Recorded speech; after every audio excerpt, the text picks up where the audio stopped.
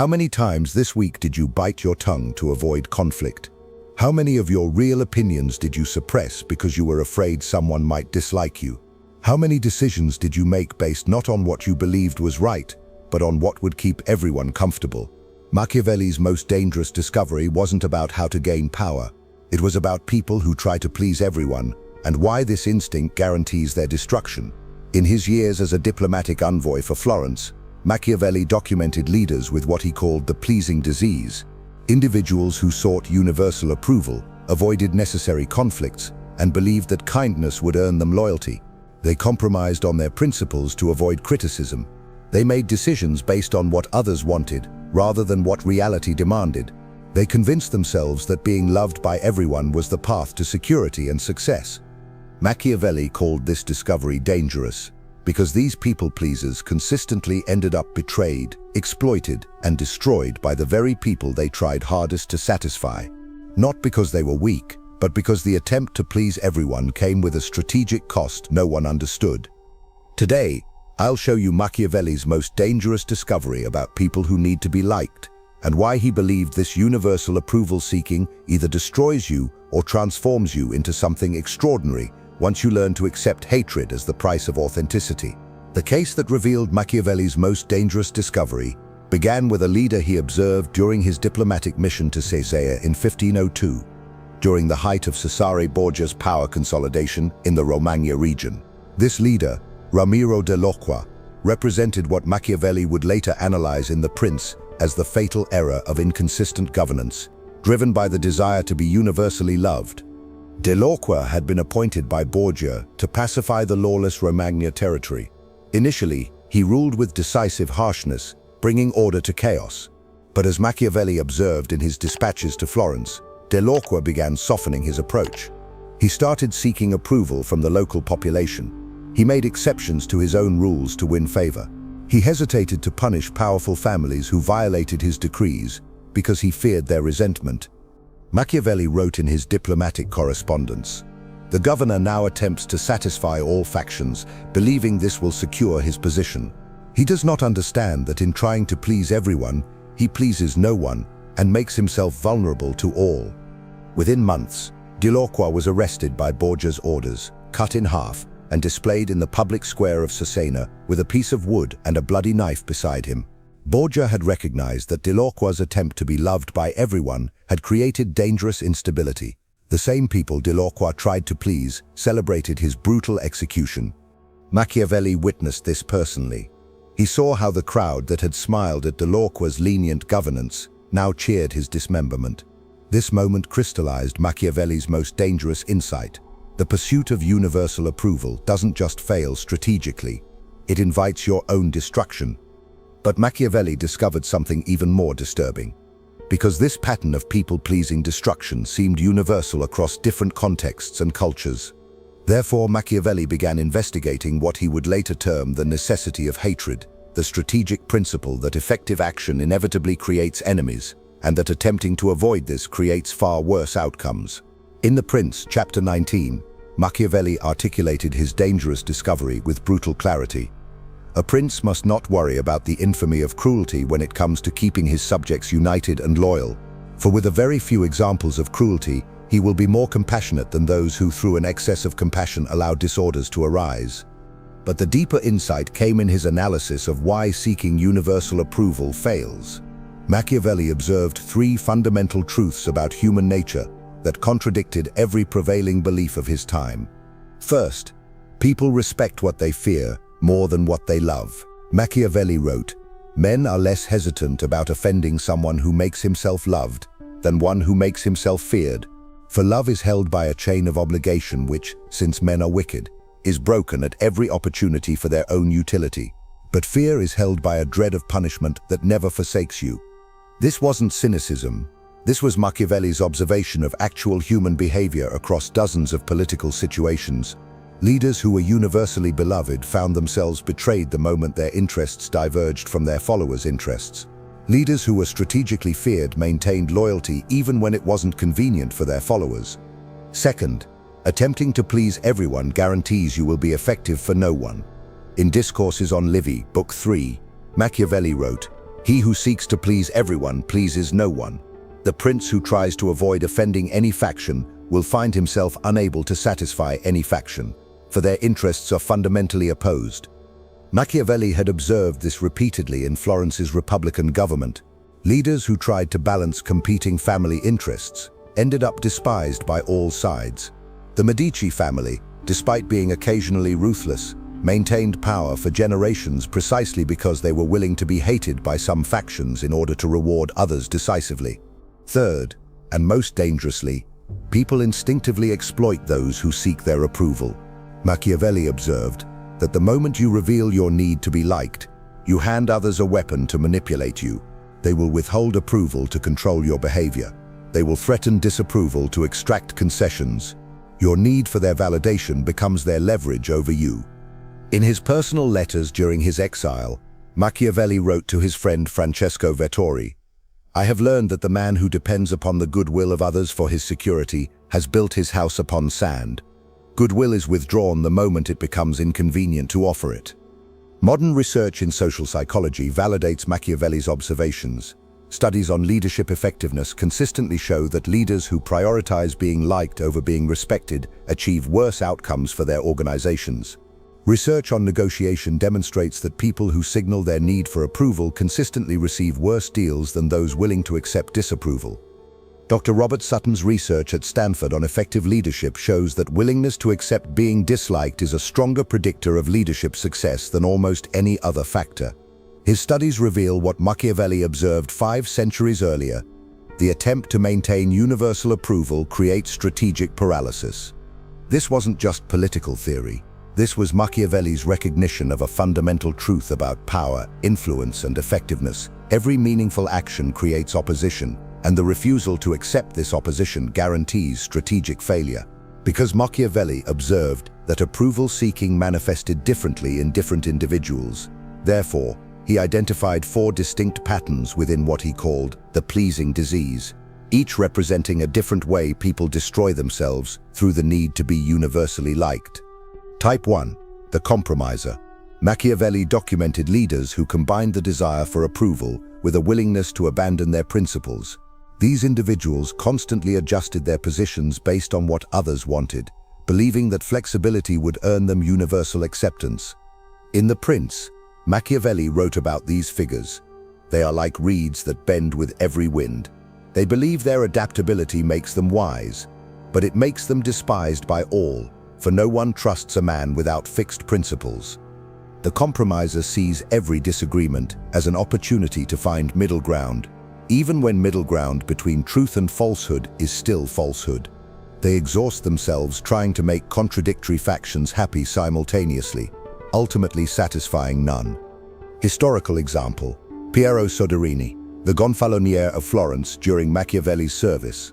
Soderini was universally described as a good, kind man who wanted everyone's approval. He tried to please both pro-Medici and anti-Medici factions. When the Medici returned to power in 1512, both factions abandoned him. He died in exile, betrayed by everyone he had tried to please. Type 2. The accommodator. These individuals don't just compromise principles. They proactively sacrifice their own interests to earn approval. They give away resources, time, and energy, hoping that generosity will be reciprocated with loyalty. Machiavelli observed in discourses, generosity, when it is not strategic, teaches people to expect more generosity. The accommodator creates dependents who resent him the moment he stops giving, for they feel entitled to his resources.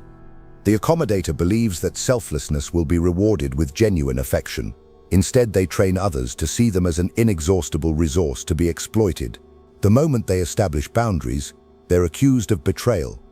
Historical example: Niccolò Vitelli, who Machiavelli referenced as a cautionary tale. Vitelli was generous to the citizens of Città di Castello, building public works and forgiving debts to earn their love. When he needed their support against his enemies, they abandoned him, having learned to see him as a provider rather than a leader worthy of sacrifice. Type 3. The conflict avoider. Machiavelli identified individuals who possessed correct judgment about necessary actions but refused to take them because those actions would create enemies. They saw problems clearly but hoped someone else would solve them, or that they would resolve themselves. In The Art of War, Machiavelli wrote, "The commander who knows what must be done but refuses to do it because it will offend some of his men is worse than the commander who does not know what must be done." Ignorance can be corrected, cowardice cannot. The conflict avoider understands strategic reality but prioritizes social comfort over effectiveness. They watch problems metastasize rather than addressing them decisively, always choosing short-term harmony over long-term success. Historical example: the Florentine Republic's handling of the Pisan Rebellion. Multiple leaders understood that decisive military action was necessary, but each avoided giving the order because it would make them responsible for Florentine casualties and spending. This conflict avoidance prolonged the war for years and cost far more lives than early decisive action would have. Type 4. The identity pleaser. The rarest and most dangerous type Machiavelli observed made approval-seeking their core identity. They didn't just want to be liked in specific situations. They needed universal approval to maintain their sense of self-worth. Machiavelli wrote in personal correspondence, "There are those who cannot bear to be disliked by anyone, no matter how contemptible that person may be. They have made others' opinions of them more important than their own judgment of themselves. This is the most complete form of slavery." The identity pleaser experiences others' disapproval as an existential threat. They cannot distinguish between being disliked and being worthless. This makes them completely manipulable by anyone willing to threaten withdrawal of approval. Historical example: while Machiavelli didn't name specific figures for this type, he described it as the condition of many in the merchant class who, having built their reputation on being agreeable, find themselves unable to make any decision that might tarnish that reputation, even when their own interests demand it. Understanding your specific pattern is crucial because each type requires different approaches to what Machiavelli called the necessity of accepting hatred. Because Machiavelli observed the devastating effects of approval seeking on leaders across Italy. Therefore, he concluded that the need to be universally liked posed genuine dangers to both individual effectiveness and political stability. Machiavelli identified 3 specific dangers that made this discovery so threatening. Danger 1. Strategic paralysis. Machiavelli wrote in The Prince, "The prince who wants to maintain his state is often forced to act against his word, against charity, against humanity, and against religion. He must be prepared to vary his conduct as the winds of fortune and changing circumstances constrain him. When you need everyone's approval, you cannot take necessary action. Every effective decision creates winners and losers. Every policy benefits some at the expense of others. Every boundary you establish offends those who benefited from your lack of boundaries." The approval seeker becomes paralyzed because any meaningful action will create enemies. They default to inaction, hoping that avoiding decisions will avoid creating opposition. But Machiavelli observed that inaction creates more enemies than action, because when you fail to decide, you fail everyone simultaneously. Real-world consequence. Machiavelli documented how Florence's attempts to remain neutral during conflicts between France and Spain resulted in both powers treating Florence as an enemy. By trying to please both, Florence pleased neither and was invaded by both at different times. Danger 2. Exploitation by manipulators. In discourses, Machiavelli observed, "Nothing makes a man more vulnerable to the designs of others than the visible need to be thought well of by them. The moment you reveal this need, you have given them your reins." People who need approval become targets for those who understand how to weaponize that need. Manipulators instinctively recognize approval seekers and use strategic withdrawal of validation to control them. Machiavelli documented this pattern extensively. Ambitious subordinates would identify which leaders needed their approval, then use that need to extract concessions, avoid accountability, and gradually usurp authority. The leader, desperate to maintain the relationship, would allow themselves to be progressively weakened. Real-world consequence. Machiavelli observed Cesare Borgia deliberately target approval-seeking allies. He would shower them with praise to make them dependent on his validation, then strategically withhold it to extract political concessions. When he no longer needed them, he eliminated them, knowing they had become too compromised to resist effectively. Danger 3. Identity dissolution. Most dangerously, Machiavelli found that people who define themselves through others' approval lose contact with their own judgment and interests.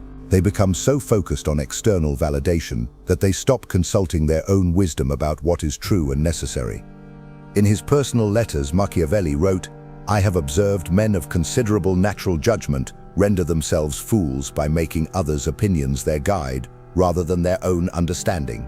They cease to be themselves and become merely reflections of what others wish them to be." This creates what Machiavelli called the destruction of virtue, the loss of one's own capability for effective action. When you no longer trust your own judgment because you're constantly seeking external validation, you become incapable of independent thought or decisive action. Real-world consequence. Machiavelli observed this in his own position. During his years of exile, many former colleagues avoided him because associating with him would damage their reputation with the Medici. These same people had once valued his judgment and sought his counsel, but their need for the Medici's approval overrode their own assessment of his worth. They sacrificed wisdom for social acceptance. This is why Machiavelli considered the acceptance of being hated not just strategically important, but existentially urgent. Because seeking universal approval posed such dangers, therefore, Machiavelli developed what he called the path of virtue, a systematic approach to accepting necessary hatred while maintaining strategic effectiveness. This wasn't about becoming cruel or dismissive of others. It was about developing the strength to act according to reality rather than according to others' comfort. Phase 1. Recognition of necessity. Machiavelli taught leaders to first recognize that creating enemies is not a failure of diplomacy, but a mathematical inevitability of effective action. He called this understanding necessity, the recognition that reality imposes constraints that make universal approval impossible. In The Prince, chapter 15, Machiavelli wrote, "A man who wants to act virtuously in every way necessarily comes to grief among so many who are not virtuous.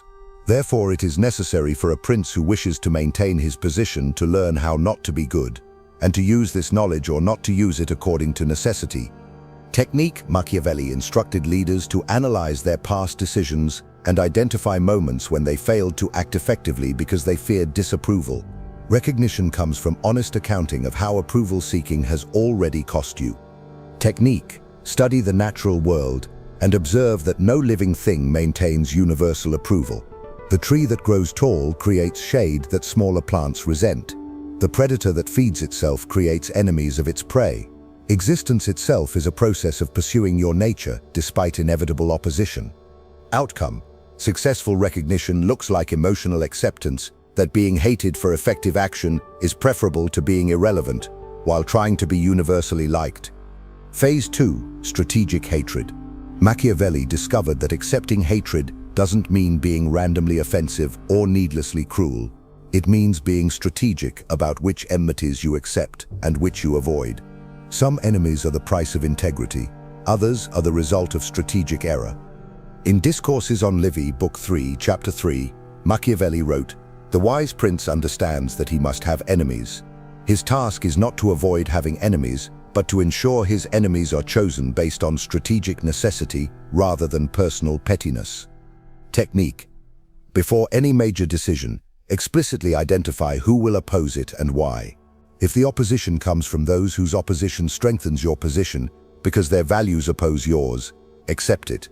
If the opposition comes from potential allies who misunderstand your intentions, clarify before acting. Technique. Distinguish between being disliked for your principles and being disliked for your personality defects. Machiavelli emphasized that you should be willing to be hated for doing what's necessary, not for being unnecessarily abrasive. The prince should avoid giving offense except when it is strategically required. Outcome. Successful application means you create enemies through effective action, not through ineffective interpersonal behavior. You are respected even by those who oppose you because your actions are coherent and principled. Phase 3. Psychological independence. The final phase involves what Machiavelli called the development of virtue, the internal strength to consult your own judgment rather than seeking constant external validation for your worth and decisions. In his personal letters, Machiavelli wrote, "When I return home in the evening, I change into my formal robes and enter the courts of the ancients. There I am nourished by that food which alone is mine and for which I was born. I am not ashamed to speak with them and ask them the reasons for their actions. This is where I find my true counsel, not in the fickle opinions of contemporaries. Technique. Develop sources of self-worth independent of others' real-time approval. Machiavelli found his in conversation with ancient wisdom through reading. Others might find it in nature, creative work, spiritual practice, or commitment to principles larger than social approval. Technique. When making significant decisions, consciously delay seeking others' opinions until after you've consulted your own judgment. Ask yourself, what do I believe is true and necessary, before asking, what will others think of this? Outcome. The transformation achieved is what Machiavelli called autonomous virtue, the ability to act according to necessity, regardless of social approval, while remaining emotionally stable and strategically effective. Because Machiavelli understood that accepting necessary hatred either destroys or transforms individuals, therefore he studied historical figures to understand the difference between successful integration and strategic failure. The case of Cesare Borgia. Successful integration. Machiavelli devoted much of The Prince to analyzing Cesare Borgia, whom he considered the clearest example of successfully accepting necessary hatred. Borgia understood that building a stable state in the lawless Romagna required brutal initial actions that would create many enemies. What worked right? Borgia delegated his most hated actions to Ramiro Delorqua, then publicly executed Delorqua to satisfy the people's need for vengeance while maintaining stability. Machiavelli wrote, "This action left the people at once satisfied and amazed." Borgia accepted being feared by potential rivals while being respected by his subjects. He never attempted to be universally loved. When his father, Pope Alexander VI, died, and Borgia lost his political backing, it was not betrayal by those he governed that destroyed him. They remained loyal. It was larger political forces beyond his control. Lesson: accept being hated by those whose hatred indicates you're doing something meaningful. Borgia was hated by the corrupt lords he displaced, which meant he was succeeding at bringing order. The case of Piero Soderini. Failed integration. Machiavelli analyzed his former employer, Piero Soderini, Gonfalonier of Florence, as a cautionary tale of approval seeking leading to complete failure. What went wrong? Soderini was a good man who believed that fair treatment and kindness would maintain the Florentine Republic. When the Medici threatened to return to power by force, Soderini had multiple opportunities to act decisively against them. But every decisive action would have made enemies, either of the Medici supporters or of those who feared civil conflict. Soderini chose inaction because he couldn't bear to be hated by anyone. Machiavelli wrote in Discourses, "Soderini believed that with time and goodness he could wear down the malice of those who were envious of him. He did not understand that time does not wait, that goodness is not enough, and that one cannot escape malice with patience." When the Medici returned with force, both the pro-Medici and anti-Medici factions blamed Soderini, the former for ever opposing the Medici, the latter for failing to oppose them effectively. He was exiled and died universally abandoned. Lesson: attempting to avoid being hated by anyone guarantees you will be blamed by everyone when the situation inevitably deteriorates. Machiavelli's own journey, learning through suffering. Most significantly, Machiavelli documented his own transformation from approval-seeking diplomat to the man who could write, "I love my native city more than my own soul." Personal story. During his years as second chancellor of Florence, Machiavelli tried to maintain good relationships with all factions. When the Medici returned to power in 1512, this strategy failed catastrophically. Despite never actively opposing the Medici, he was dismissed, tortured, and exiled. In exile, Machiavelli's poverty and isolation forced him to confront the futility of approval-seeking. His former friends avoided him because association would damage their standing with the Medici. The Medici distrusted him because he had served the Republic. What he ultimately learned, in his letters from exile, Machiavelli wrote with remarkable clarity, "I have learned that the man who sacrifices what he is for what he hopes to be, learns the way to his destruction rather than his preservation." This suffering transformed his thinking. He wrote The Prince not to gain approval, but to speak truth as he understood it. The work was so offensive to conventional morality that it wasn't published during his lifetime, yet it became his immortal legacy precisely because he prioritized truth over approval. Lesson: your most meaningful work will come when you stop asking, "Will this make people like me?" and start asking, is this true and necessary? Remember Piero Soderini, the gonfaloniere of Florence who tried so desperately to please everyone. Machiavelli's final assessment of his former employer was devastating. He was a good man in bad times, and his goodness destroyed him. But Machiavelli's analysis wasn't cruel, it was compassionate. He understood that Soderini's failure came not from malice, but from the universal human desire to be loved. In Discourses, Machiavelli wrote, "It is better to be impetuous than cautious, because fortune is a woman, and it is necessary, if you want to keep her down, to beat her and fight with her." This controversial statement isn't about actual women. It's Machiavelli's metaphor for reality itself, that existence doesn't respond to your need for approval. It responds to your willingness to act decisively, despite inevitable opposition. Your need to be universally liked isn't a character flaw. It's a survival instinct from when tribal exile meant death. But in the modern world, this instinct sabotages everything it was meant to protect. Social approval no longer ensures survival. Strategic effectiveness does. The transformation Machiavelli offers is from someone who needs others' approval to function, to someone who consults their own judgment and accepts the consequences, from someone who avoids necessary conflict, to someone who creates strategic conflict when reality demands it, from someone who tries to please everyone and therefore satisfies no one, to someone who serves their principles and finds that this attracts genuine allies. Machiavelli wrote in his personal correspondence, "When evening comes, I return home and enter my study. At the threshold, I strip off my muddy, sweaty clothes of every day and put on the robes of court and palace. Fitted out appropriately, I step inside the venerable courts of the ancients, where, solicitously received by them, I nourish myself on that food that alone is mine, and for which I was born." This is the secret. Your worth isn't determined by the fickle approval of people who don't understand what you're trying to accomplish. Your worth is determined by your alignment with truth and your willingness to act according to reality. The world doesn't need another people-pleaser who compromises their principles to avoid conflict. The world needs people who understand what Machiavelli understood, that every meaningful action creates enemies, and that creating the right enemies is proof you're doing something worthwhile. You were born to act according to necessity, not to be universally approved of. The question isn't whether people will hate you for your choices. The question is whether you'll let the fear of that hatred prevent you from making necessary choices. Machiavelli's most dangerous discovery wasn't that you must be cruel, it's that you must be willing to be hated for doing what reality demands. The danger isn't in accepting necessary enmity, it's in sacrificing effectiveness for the impossible goal of universal approval. You are not meant to be liked by everyone. You are meant to be effective in serving what you believe matters most. Once you learn to accept being hated by those whose hatred proves you're doing something meaningful, you become exactly what Machiavelli believed rare individuals could be, someone who shapes reality rather than being shaped by others' comfort.